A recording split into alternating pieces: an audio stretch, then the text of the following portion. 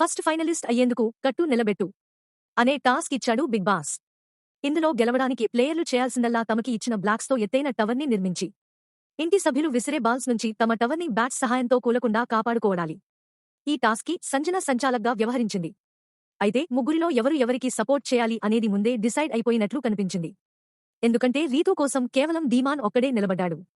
కళ్యాణ్ని రేసు నుంచి తప్పించేందుకు ధీమాన్ బాల్స్ విసిరాడు. అయితే ఇది చూసి తనూజ ఫైర్ అయింది.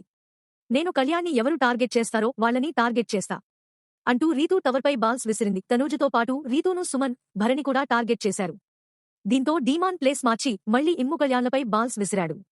అక్కడికి వెళ్లి టార్గెటా అంటూ తనూజ రెచ్చగొట్టింది.